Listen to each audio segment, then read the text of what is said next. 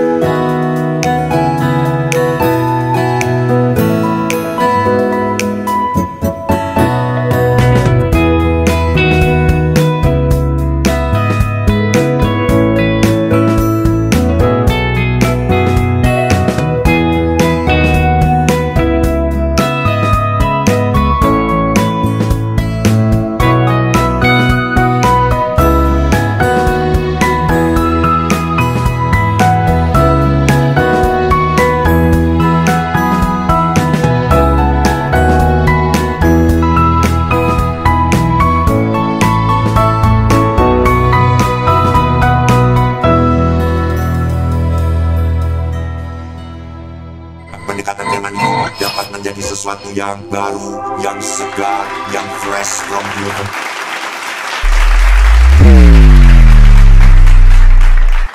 Soul Seeker, setelah membantu menciptakan Adam, sang putra melangkah masuk ke dalam hasil karyanya untuk menyelamatkan Adam dan keturunannya.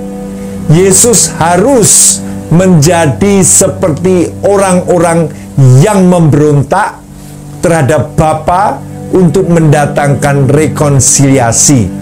Ia harus menjadi seperti tawanan iblis sehingga penawanan mereka dapat dibatalkan. Soul Seeker, Kristen Makeras meneliti bagaimana teologi gereja pada masa awal. Dan tokohnya ada Irenasius yang mengembangkan teologi Alkitabiah yang menghadapi tantangan abad kedua terhadap kemanusiaan Kristus. Manusianya Kristus. Firman itu telah menjadi manusia dan diam di antara kita. Yohanes 1 ayat 14. Kata-kata yang sudah dikenal ini sangat kontroversial di generasi-generasi setelah kata-kata itu ditulis. Filsafat Yunani telah lama lebih menyukai logika daripada materi. Tetapi pada abad kedua, beberapa orang melangkah lebih jauh. Mereka mengatakan dunia fisik adalah sumber kejahatan. Orang-orang ini menginginkan seorang penyelamat untuk menyelamatkan mereka dari keberadaan jasmaninya, bukan seseorang yang terperosok di dalam dirinya sendiri. Dan ketika gereja abad kedua menjelaskan iman mereka kepada budaya mereka. Mereka harus membedakan bagian mana dari kisah Kristen yang penting dan tidak dapat dinegosiasikan.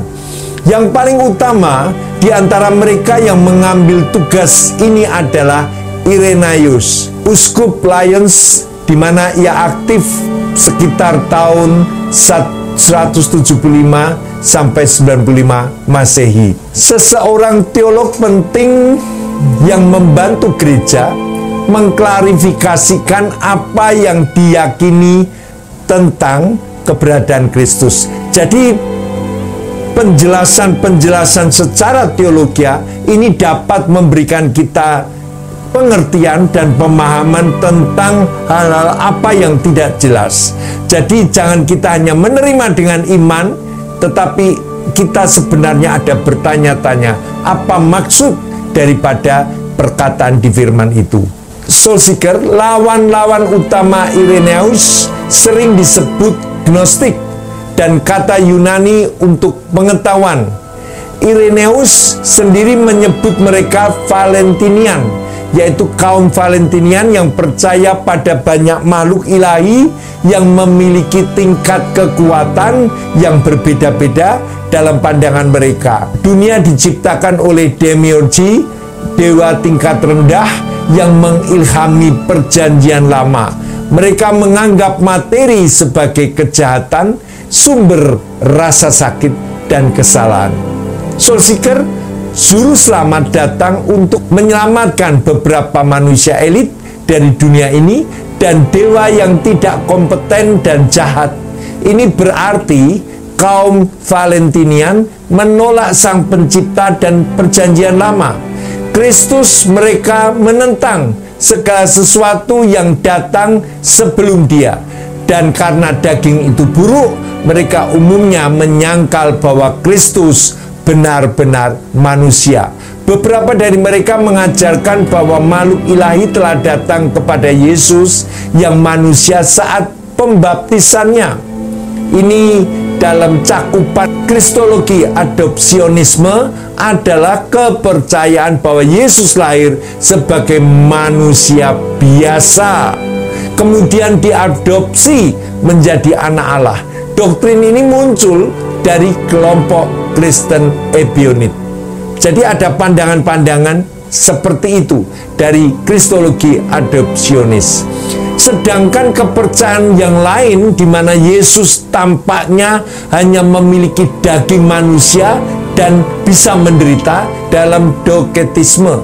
Doketisme adalah aliran Kristen yang mengajarkan bahwa Yesus Kristus hanya tampak sebagai manusia, tetapi tidak sungguh-sungguh manusia. Istilah ini berasal dari bahasa Yunani dokein yang berarti tampak atau kelihatan. Sementara Irenaeus menegaskan keilahian Kristus dan juga menunjukkan kemanusiaan Kristus bukan dari pandangan kristologi adopsionisme dan pandangan doketisme. Kita sudah membahas bahwa Adam adalah representasi dari umat manusia atau sebagai federal head, menjadi kepala dari seluruh umat manusia. Maka dengan demikian dosa menyebar lewat kelahiran. Tetapi Alkitab menyatakan sesuatu yang lebih dalam daripada itu. Tetapi Allah yang menetapkan wakil, yaitu Adam pertama. Dengan demikian Adam adalah representasi kita. Representasi adalah cara untuk menggambarkan, mewakili, dan menyampaikan ide, objek, atau konsep melalui media tertentu. Representasi dapat berupa gambar, kata-kata, suara, dan tindakan. Yang pertama, Adam yang pertama dalam kejatuhannya, di mana kejatuhan Adam dalam dosa berdampak bagi seluruh umat manusia di seluruh dunia terikut di dalam dosa. Dan dikatakan tadi ayat yang kita baca, karena satu orang jatuh dalam dosa, dan dosa masuk ke dalam dunia, dan maut menyebar hanya dengan perbuatan satu kali kesalahan. Tetapi di dalam hal ini kitab suci menyatakan menjadi sebuah peristiwa sejarah manusia. So, seeker paham? Kan kita ini bagaimanapun kita di bawah kutuk dosa. Kutuk dosa yang dilakukan oleh Adam pertama, yaitu ketika dia berbuat dosa, ketika dia tidak taat, akhirnya itu menularkan, berdampak bagi kita bahwa kita sudah kehilangan kemuliaan Allah, bahwa kita semua ada di bawah kutuk dosa. Soul Seeker, Adam yang kedua ini yaitu kemenangan Kristus berdampak bagi siapa saja di dalam Kristus yang percaya kepada Kristus, maka mereka akan mendapatkan kehidupan yang kekal. Ayat Alkitab yang menyebutkan Adam kedua adalah di dalam 1 Korintus 15 ayat 47. Ayat itu berbunyi demikian, manusia pertama dari debu tanah dan bersifat jasmani. Manusia kedua berasal dari surga. Yesus Kristus berasal dari surga. Dia sebagai wakil manusia, pengalaman Kristus dalam kehidupan manusia menghapuskan konsekuensi pemberontakan manusia. Cara membaca Alkitab ini diilhami oleh Paulus yang menggambarkan Yesus sebagai Adam yang baru. Dalam kitab Roma 5 ayat 12-21, 1 Korintus 15 ayat 22, dan 1 Korintus 15 ayat 44-49, dan Efesus 1 ayat 10. Soul Seeker, Adam pertama diciptakan dari debu tanah, sedangkan Yesus bukan diciptakan dari debu tanah. Yesus dari surga. Yesus sebagai Adam yang kedua menghapuskan konsekuensi pemberontakan manusia. Paulus menggambarkan Yesus sebagai Adam yang baru dalam kitab Roma 5 ayat 12-21, 1 Korintus 15 22, 44-49. Yesus Kristus adalah karunia Allah yang dilimpahkan untuk semua orang.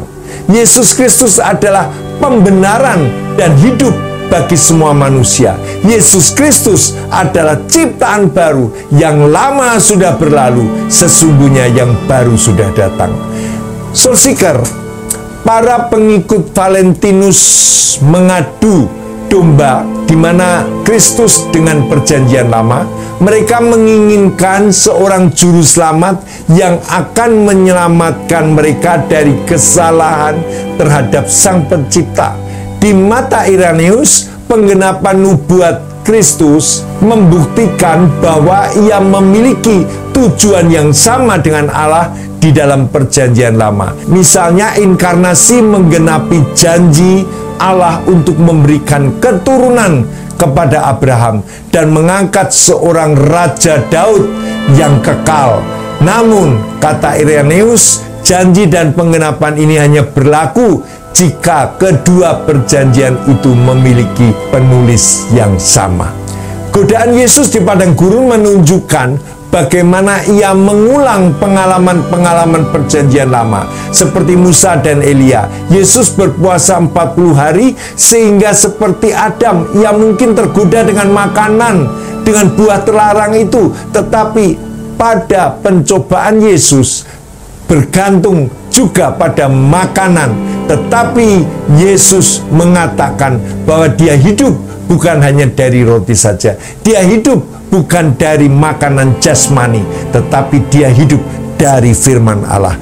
Dia menunjukkan kemanusiaan yang seutuhnya di dalam penderitaan waktu berpuasa selama 40 hari, menanggung lapar dan haus. Firman Tuhan yang lebih tinggi bagi Yesus, yang memberikan lebih banyak kuasa. Dan Irenaeus menyimpulkan bahwa kesetiaan Kristus dalam godaan membatalkan ketidaktaatan manusia dan menetralkan kuasa setan atas manusia. Soul Seeker, puncak ketaatan Kristus adalah pada penyalipannya. Ia mengalami pergumulan moral, mental yang juga kita hadapi, tetapi ketaatan Kristus ditunjukkan dilakukan hingga kematiannya. Ada banyak persamaan dengan Adam melalui seorang manusia. Kematian menaklukkan manusia melalui seseorang manusia. Kita menerima kemenangan atasnya. Manusia jatuh di samping pohon dan ditebus pohon yang sama. Sebagaimana Adam dan Hawa diciptakan pada hari ke-6, demikian pula Yesus mati pada hari ke-6 dalam minggu itu.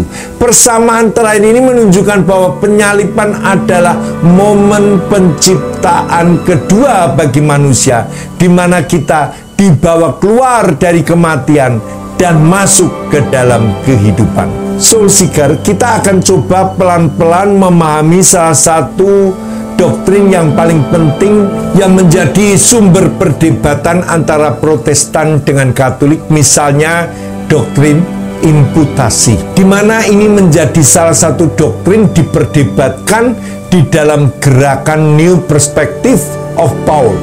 Doktrin imputasi adalah doktrin dalam kekristenan yang mengajarkan bahwa kebenaran dan penderitaan Yesus diimputasikan kepada orang percaya.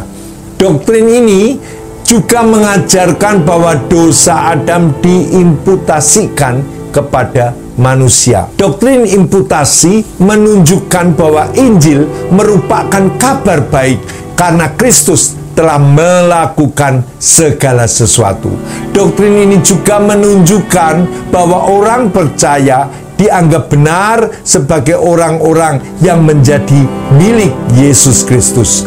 Doktrin ini juga menunjukkan bahwa orang percaya tidak perlu mencoba untuk menipu agar bisa mendapatkan perkenanan Tuhan. Doktrin imputasi juga menunjukkan bahwa orang percaya menerima berkat dari Bapa surgawi karena kasih pengorbanan dari saudara kita yang lebih tua. Siapa itu? Dalam hal ini Yesus Kristus. Dalam kitab Kolose 1 ayat 15, Yesus adalah gambaran dari Allah yang tidak kelihatan, yang sulung atas semua ciptaan. Kristus adalah gambar yang nyata dari diri Allah yang tidak kelihatan. Kristus adalah anak yang sulung lebih utama dari segala yang diciptakan. Kristus Yesus mencerminkan semua sifat-sifat Allah. Yesus menyebut kita sebagai saudara-saudaranya dalam beberapa ayat di Alkitab, seperti di Ibrani 2 ayat 11-18. Dalam kitab Matius 12 ayat 50 dikatakan Yesus berkata, "Ini ibuku dan saudara-saudaraku, sebab siapapun yang melakukan kehendak Bapakku di surga, dialah saudaraku laki-laki, dan dialah saudaraku perempuan, dan dialah ibuku." Kita kembali lagi pada doktrin imputasi, di mana mengajarkan bahwa sementara dosa Adam diimputasikan kepada kita karena ia adalah kepala federal alami kita. Allah mengimputasikan atau mengakreditasikan kebenaran dan penderitaan Yesus kepada mereka yang ada di dalam Dia, dan sebaliknya mengimputasikan dosa-dosa orang yang ditebus di dalam Yesus Kristus. Imputasi didasarkan pada struktur pengorbanan perjanjian lama yang terlihat di tempat-tempat seperti pada hari penebusan, di mana dosa orang dipindahkan ke kambing hitam. Jadi zaman dulu itu para imam menumpangkan tangannya di atas kepala kambing hitam, dan itu melambangkan untuk pengampunan penebusan dosa. Nabi Yeremia dan Yesaya memberikan landasan yang lebih jelas untuk doktrin tersebut yang menjadikan dasar bagi para penulis perjanjian baru. Rasul Paulus memberikan sebagian besar ajaran perjanjian baru tentang imputasi, mengklarifikasikan 3 cara di mana imputasi berfungsi. Yang pertama, dosa Adam diimputasikan kepada seluruh umat manusia. Itu secara memang harus terjadi kepada kita. Dosa orang Kristen diimputasikan kepada Kristus. Dan yang ketiga, kebenaran Kristus diimputasikan kepada orang-orang Kristen. Dua imputasi terakhir ini oleh Martin Luther secara terkenal disebut sebagai pertukaran yang mulia. Dosa kita dengan kebenaran Kristus. Kebenaran semacam itu menjadi balsam bagi orang Kristen yang takut berdiri di hadirat Tuhan yang suci tanpa mengenakan apapun kecuali pakaian yang ternoda dosa. Doktrin imputasi mengajarkan bahwa dalam doktrin pembenaran Allah mengimputasikan atau mengakreditasikan kebenaran dan penderitaan Yesus kepada mereka yang ada di dalam Kristus, dan sebaliknya mengimputasikan dosa-dosa mereka yang ditebus di dalam Kristus Yesus. Reformis Protestan abad ke-16, di mana Martin Luther menyebut imputasi ganda sebagai pertukaran yang mulia. Apa yang menjadi milik kita menjadi milik Kristus, dan apa yang menjadi milik Kristus menjadi milik kita. Doktrin ini berakar pada Perjanjian Lama dan berkembang sepenuhnya dengan Perjanjian Baru, khususnya dalam surat-surat Paulus. Akhirnya, pandangan Irenaeus menggunakan rekapitulasi untuk menggambarkan keselamatan yang dimenangkan oleh Yesus dengan mengalahkan kejahatan. Rekapitulasi adalah pemulihan kepemimpinan yang benar. Bahasa Yunani atau bahasa Latinnya rekapitulasi berasal dari kata untuk kepala. Jadi kita dikepalai oleh Yesus. Oleh karena itu rekapitulasi berarti bahwa manusia dipulihkan dari tirani setan kepada Kristus, kepada mereka yang sejati, dengan menggunakan gambaran yang mencolok. Irenaeus menggambarkan bagaimana Kristus turun ke dalam penjara manusia, karena manusia harus mendapat kembali apa yang hilang, karena setan telah mengalahkan manusia. Kemudian dengan mengumpulkan kita di dalam dirinya, ia mendobrak penjara itu, gerbang-gerbangnya seolah-olah harus dibuka, dan dari dalam agar kemenangan itu sah, sang penyelamat juga harus ilahi, karena penakluk setan harus lebih kuat darinya. Melalui ketaatannya, Kristus sudah menghancurkan musuh manusia dan membebaskan kita. Soul Seeker ini bukan satu-satunya metafora keselamatan. Kristus menggantikan ketidaktaatan manusia dengan ketaatannya sendiri. Ini adalah bahasa penggantian. Kristus mencapai rekonsiliasi dengan Allah, pendamaian dan pengampunan dosa. Manusia hanya dapat terhindar dari kematian secara daging jika manusia dipersatukan dengan sesuatu yang tidak dapat binasa. Namun karena manusia pada hakikatnya tidak abadi, manusia harus mengalahkan dosa dan kematian, dan kemudian berbagi kemenangan dengan orang lain melalui apa? Ketaatan dan percaya kepada Yesus. Amin. Yesus memberikan kemanusiaan yang ditingkatkan dan abadi kepada kita melalui persatuan dengan dirinya sendiri. Kebangkitan adalah bukti kemenangan Kristus di kayu salib dan dalam setiap pertempuran sebelum-sebelumnya. Soul Seeker, aku rasa kita mulai memahami bahwa tanpa Adam kedua sebagai kepala yang menyelamatkan kita, kita tidak akan bisa apa-apa. Karena kita memiliki dosa turunan, kutuk dosa dari Adam yang pertama yang telah jatuh dosa karena tidak taat. Tetapi melalui Adam yang kedua, Yesus sudah memberikan keselamatan. Dan kemanusiaannya menunjukkan bahwa dia betul-betul manusia, tetapi dia sudah menjadikan rekonsiliasi dengan Allah, sehingga Allah membebaskan, Allah menyelamatkan, Allah menolong kita masuk di dalam kehidupan yang kekal apabila kita mempercayai Yesus sebagai korban darah penebusan, sebagai domba yang disembelih, sebagai korban yang dikehendaki Allah. Dan di dalam Yesus, Adam yang kedua, kita beroleh hidup yang kekal. Jadi soul seeker, kalau kita hanya berpegang pada Adam pertama, yaitu melakukan segala sesuatu untuk menunjukkan supaya mendapat hidup yang kekal, sebenarnya tidak bisa. Tetapi ketika hukum Taurat di mana manusia gagal melaksanakannya, maka Yesus turun ke dunia. Dia menjadikan dirinya sebagai korban penghapus dosa, sebagai domba sembelian, sehingga dia juga disebut sebagai Adam kedua. Dan Adam kedua ini kita beroleh kemenangan, kita beroleh keselamatan, kita beroleh hidup yang kekal. Dan setelah kita menerima di dunia ini, bagikan ke orang lain bahwa dia harus percaya pada Adam yang kedua. Puji nama Tuhan, kiranya ini memberkati. Aku akan berdoa bagi kalian.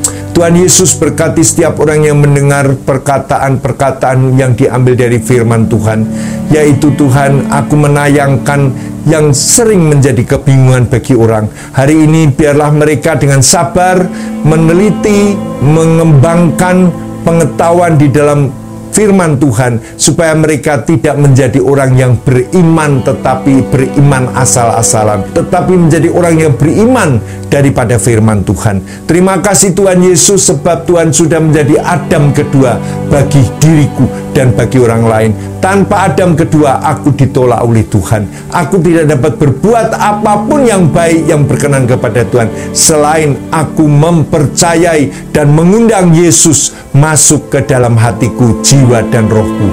Terpuji namamu Tuhan. Berkati setiap orang yang sudah mendengar di Think of Soul. Kiranya damai sejahtera Tuhan turun di atas mereka. Amin. Soul seeker, paham, lakukan, dan coba sekarang sungguh-sungguh menyadari bahwa anugerah keselamatan itu, kalau bukan karena Kristus, kita tidak dapat melakukan apa yang diminta Allah di dalam kehidupan ketaatan, di dalam beragama, ketaatan di dalam mengikuti perintah Tuhan. Tuhan Yesus memberkati. Have a new shalom aleichem. Bye, sampai jumpa.